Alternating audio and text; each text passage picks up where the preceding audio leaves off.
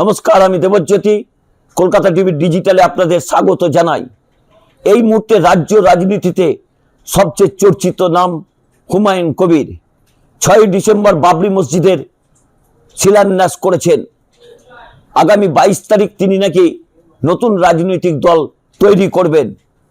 তাকে দল ইতিমধ্যেই অনির্দিষ্টকালের জন্য সাসপেন্ড করেছেন, কারণ তিনি ধর্ম নিয়ে রাজনীতি করছেন। তৃণমূল কংগ্রেস ধর্মনিরপেক্ষ একটি রাজনৈতিক দল বলে তৃণমূল কংগ্রেস দাবি করেন। তাই কোনো ধর্ম নিয়ে রাজনীতিকে তৃণমূল কংগ্রেস যে পাত্তা দেবেন না তা কিন্তু দিনের আলোর মতো পরিষ্কার। রাজ্যের মুখ্যমন্ত্রী মমতা বন্দ্যোপাধ্যায়ের নির্দেশে তাকে 5ই ডিসেম্বর দল থেকে অনির্দিষ্টকালের জন্য সাসপেন্ড করা হয়েছে। কিন্তু এখনো পর্যন্ত বেলডাঙ্গা 2 এর তার একমাত্র পুত্র, তিনি কিন্তু এখনো পঞ্চায়েত সমিতির পূর্ত কর্মাধ্যক্ষ হিসেবে রয়েছেন। তিনি এখন কি করবেন তা নিয়ে যথেষ্ট প্রশ্ন উঠছে, কারণ তার বাবাকে ইতিমধ্যেই দল সাসপেন্ড করেছে। যথেষ্ট চর্চিত এই হুমায়ুন কবির, তার পারিবারিক সম্পত্তির যে হিসাব আসছে তাও কিন্তু চক্ষু চড়ক গাছ হচ্ছে সাধারণ মানুষের। একসময় সাইকেলে চেপে তিনি এই বেলডাঙ্গা 2 এলাকাতেই রাজনীতি করতেন, তারপরে মোটর বাইক কেনেন। কিন্তু বারবার নির্বাচনী প্রচারে তাকে সাইকেলে করে প্রচার করতে দেখা গেছে। এখন তার প্রভাব প্রতিপত্তি এবং অর্থবল একেবারে আকাশচুম্বী। তা নিয়েও যথেষ্ট রাজ্য রাজনীতিতে তোলপাড় হচ্ছে। তার 3 ভাই, একজন মারা গেছেন, আর এক ভাই তার এলাকাতেই একটি মুদির দোকান রয়েছে। ইনি একসময় ব্যবসা করতেন, এখন কোনো ব্যবসার সঙ্গে এই হুমায়ুন কবির জড়িত নয়। তার স্ত্রীর নামে প্রচুর সম্পত্তির হদিশ পাওয়া গেছে। ইতিমধ্যেই নাকি শোনা যাচ্ছে আয়কর দপ্তরের পক্ষ থেকে তার সম্পত্তির হিসাব নিকাশ নিয়ে যথেষ্ট চর্চা চলছে।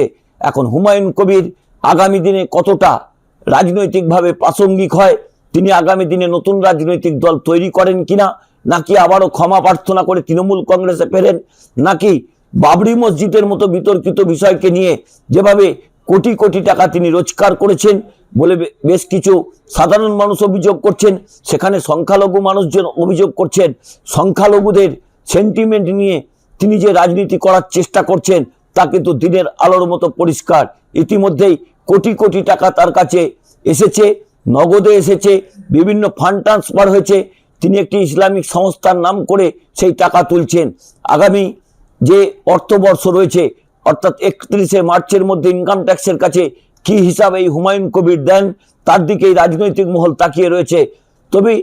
তবু এত কিছুর মাঝখানে হুমায়ুন কবির যেভাবে 6ই ডিসেম্বর বাবরি মসজিদের শিলান্যাস করলেন, তার জন্য তাকে যে রাজনৈতিক খেসারত দিতে হলো, তৃণমূল কংগ্রেসের সদস্য পদ থেকে তাকে সরানো হয়েছে। তো যদিও তিনি এখনো পর্যন্ত বিধায়ক পদ থেকে পদত্যাগ করেননি, সেখানেও তিনি মিথ্যাচারিতা করেছেন। বিধায়ক পদ থেকে পদত্যাগ করবেন বলে ঘোষণা করেছিলেন যে 17ই ডিসেম্বর তিনি বিধায়ক পদ থেকে পদত্যাগ করবেন, কিন্তু এখন তিনি পাল্টিবাজি করছেন।